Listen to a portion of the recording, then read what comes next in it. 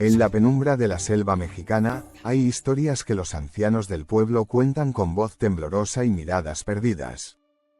Una de ellas es la leyenda de los aluses, pequeños seres traviesos, protectores de la naturaleza, pero también vengativos con aquellos que no los respetan. Nadie que se ha cruzado en su camino ha salido ileso. Roberto, un joven arqueólogo, llegó al corazón de la selva en busca de antiguos templos mayas, emocionado por el descubrimiento. Junto a su equipo, se adentraron en la espesura, guiados por un anciano del pueblo llamado Don Mateo. Antes de partir, Don Mateo les advirtió: esta tierra pertenece a los aluses. No tomen nada y respeten el lugar, o ellos harán que lo paguen. Roberto, escéptico y confiado, sonrió. Son solo leyendas, Don Mateo. No hay nada que temer. Pero en el fondo de su mente, las palabras del anciano resonaban. Al caer la noche, el equipo decidió acampar junto a una antigua pirámide en ruinas, rodeados por el susurro del viento y los sonidos de la selva. Las estrellas se veían claras, pero la selva parecía oscura y opresiva. Alrededor del fuego, mientras el grupo se relajaba, comenzaron a escuchar risas suaves y susurrantes, como de niños jugando en la distancia. Nadie las tomó en serio. Al principio. Al amanecer, descubrieron que su equipo había sido desordenado. Las herramientas estaban esparcidas, y algunos objetos habían desaparecido. Laura, una de las integrantes del equipo, bromeó: parece que tus aluses están jugando con nosotros, Roberto. Pero algo en el ambiente había cambiado. Los árboles parecían más altos, las sombras más densas, y el aire más pesado. Don Mateo, serio, les recordó: deben pedir perdón.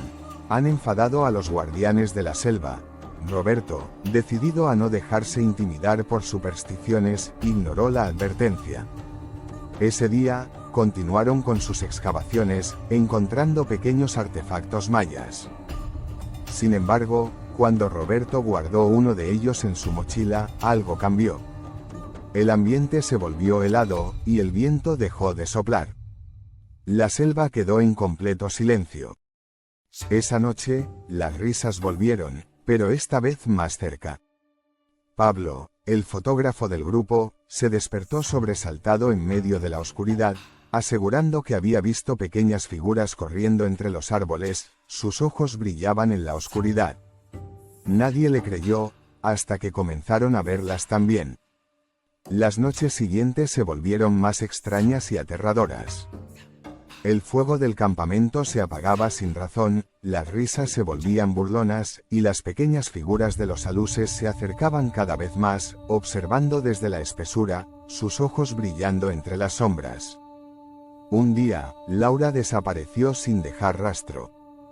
El grupo la buscó desesperadamente, llamando su nombre, pero solo recibían risas como respuesta. Don Mateo les advirtió que los aluses la habían tomado. Si no devuelven lo que han robado, ella no volverá. Roberto, aterrado pero aún incrédulo, decidió buscar a Laura por su cuenta. Al adentrarse más en la selva, encontró pequeñas figuras talladas en piedra, alineadas como si lo estuvieran esperando.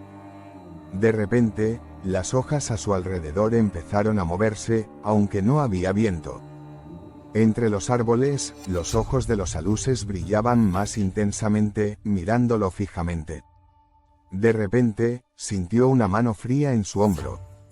Al voltear, no había nadie, solo la risa inconfundible de los aluses, que ahora lo rodeaban completamente. Desesperado, Roberto decidió devolver el artefacto que había tomado. Volvió al campamento, tomó la pieza de su mochila y la llevó al lugar exacto donde la había encontrado. Mientras la colocaba en el suelo, una brisa fría recorrió la selva, y los susurros cesaron. Sin embargo, Laura seguía desaparecida. Cuando Roberto regresó al campamento, Don Mateo lo esperaba. Has roto el pacto. No basta con devolver lo que tomaste. Debes pedir perdón y dejar una ofrenda. Solo entonces, los aluses podrían mostrar misericordia. Roberto, derrotado y lleno de miedo, preparó una ofrenda.